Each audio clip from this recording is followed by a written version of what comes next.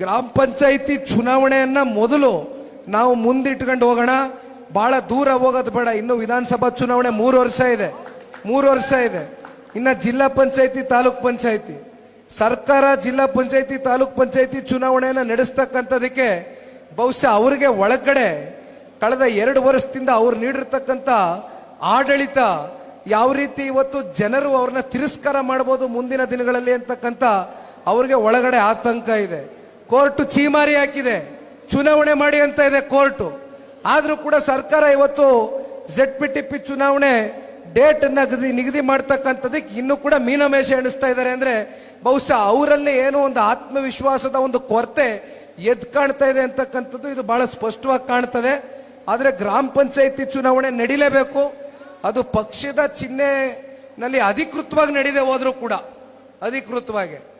ಆದ್ರೆ ನಮ್ಮ ಪಕ್ಷದ ಬೆಂಬಲಿತ ಅಭ್ಯರ್ಥಿಗಳು ನೀವು ನಿಂತ್ಕೊಳ್ತೀರಿ. ನಾನೊಂದು ಮಾತನ್ನು ಹೇಳ್ತೀನಿ ಚಿಕ್ಕಪ್ಪ ಅವರಿಗೆ, ದಯಮಾಡಿ ಇಲ್ಲಿ ಎಲ್ಲರೂ ಪ್ರಮುಖ ಮುಖಂಡರುಗಳಿದ್ದೀರಿ, ಒಂದು ತಂಡ ಮಾಡ್ಕೊಳ್ಳಿ. ಎಲ್ಲ ಹೋಬಳಿಗಳಿಗೂ ಹೋಗಿ, ಪಂಚಾಯಿತಿಗಳಿಗೆ ಹೋಗಿ, ಹಳ್ಳಿಗಳಿಗೆ ಹೋಗಿ, ಬೂತ್ ಲೆವೆಲ್ಗೆ ಹೋಗಿ ಒಂದು ಪಟ್ಟಿ ಮಾಡ್ಕೊಂಬನ್ನಿ. ನಾವೆಲ್ಲ ಸಾಮೂಹಿಕವಾಗಿ ಒಂದು ರೌಂಡ್ ಲೀಡರ್ಗಳು, ಕುಮಾರಣ್ಣವರು ಇರ್ತಾರೆ, ಮಂಜಣ್ಣವರು ಇರ್ತಾರೆ ಜೊತೆನಲ್ಲಿ, ನಮ್ಮ ಜಿಲ್ಲಾಧ್ಯಕ್ಷರು ಮತ್ತೆ ನಿಕಟಪೂರ್ವ ಶಾಸಕರು, ಮಾಗಡಿ ತಾಲೂಕು ನನಗೆ ಬಲಗೈ ಬಂಟರಾಗಿ ಜಿಲ್ಲೆನಲ್ಲಿ ಇವತ್ತು ನನಗೊಂದು ಶಕ್ತಿನ ತುಂಬಿಸ್ತಾ ಇದ್ದಾರೆ. ಪ್ರತಿ ಹಂತದಲ್ಲೂ ಮಂಜಣ್ಣವ್ರ ಬಗ್ಗೆ ನಾನು ಹೇಳಬೇಕು ಅಂತಕ್ಕಂಥದ್ದಾದ್ರೆ ಅವ್ರನ್ನೂ ನೀವು ನೋಡ್ಕೊಂಡ್ ಬಂದಿದ್ದೀರಿ. ನಾವೆಲ್ಲ ನಿಮ್ಮ ಜೊತೆನಲ್ಲಿದ್ದೀವಿ.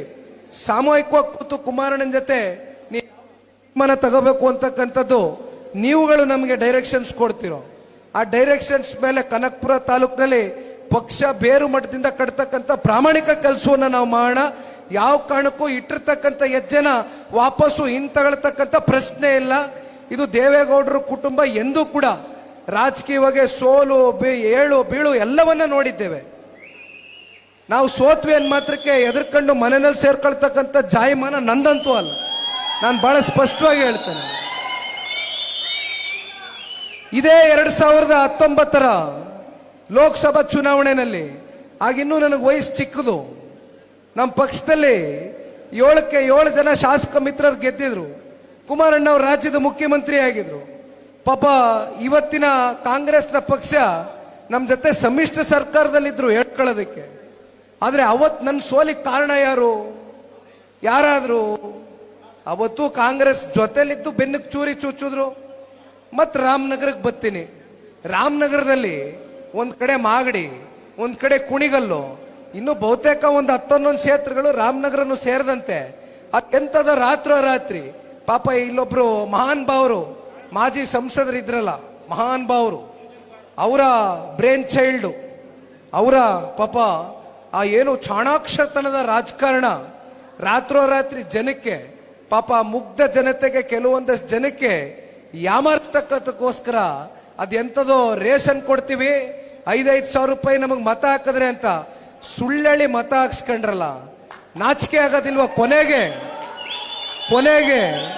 ಪಾಪ ಅದೇನು ಕಾರ್ಡ್ಗಳನ್ನ ತಗೊಂಡು ಇಟ್ಕೊಂಡಿದ್ರು ಅವ್ರಿಗೆ 5,000 ರೂಪಾಯಿ ಕೊಟ್ಟದು ನಾನು ತಪ್ಪು ಅಂತ ಹೇಳೋದಿಲ್ಲ.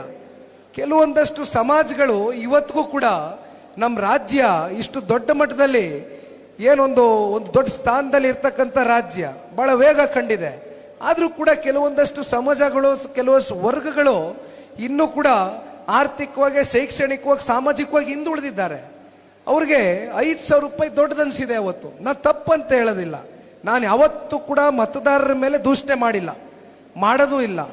ಆದರೆ ಮತದಾರರನ್ನ ಓಲೈಸ್ಕೊಳ್ಳೋದಕ್ಕೋಸ್ಕರ ಈ ರೀತಿ ಚುನಾವಣೆ ಸಂದರ್ಭದಲ್ಲಿ ನೀವು ವಾಮಮಾರ್ಗವನ್ನು ಹಿಡಿತಕ್ಕಂಥದ್ದು, ಯಾಮಾರ್ಸಿ ಇನ್ನೇನು ಬಿಡಪ್ಪ ಒಂದ್ಸಲಿ ಮತ ಹಾಕಿದ ಮೇಲೆ 5 ವರ್ಷ ಇನ್ನೇನು ನಮ್ನ ಯಾರನ್ನು ಅಳ್ಳಾಡ್ಸಕ್ ಆಗೋದಿಲ್ಲ ಅಂತ ನಿಮ್ಮ ಈ ಉದ್ದಟತನದ ಮನಸ್ಥಿತಿಗೆ ಇವತ್ತು ಕನಕಪುರ ತಾಲೂಕಿನ ಜನತೆ 83,000 ಮತ JDS ಬಿಜೆಪಿ ಅಭ್ಯರ್ಥಿಗಳಾದಂತ ಡಾಕ್ಟರ್ ಮಂಜುನಾಥ್ ಅವ್ರಿಗೆ ಕೊಡುವ ಮೂಲಕ ನಾನು 86 kg ಇದ್ದವಳು 71 kg ಬಂದಿದ್ದೀನಿ. ವಯಸ್ಸಾದ್ಮೇಲೆ ಸ್ಮಾರ್ಟ್ ಆಗಿ ಕಾಣ್ತೀರಾ ಅಂದ್ರೆ ಜಿನ್ನಿ. 126 kg ವೇಟ್ ಇದ್ದು ನಾವು ಈಗ 114 kg ಲೆಕ್ಕ ಬಂದಿದ್ದೀವಿ. ಯಾವುದೇ ಸೈಡ್ ಎಫೆಕ್ಟ್ ಆಗಿಲ್ಲ. 84ರಿಂದ 50 kg ಬಂದೆ. ಆಮೇಲೆ ಸಣ್ಣಗೆ ಫಿಟ್ ಆಗಿದ್ದೀನಿ. ಅದಕ್ಕೆ ನಾನು ಯೂಸ್ ಮಾಡ್ತಾ ಇರೋದು ಜೀನಿ ಸ್ಲಿಮ್. 84ರಿಂದ 50 kg ಬಂದೆ.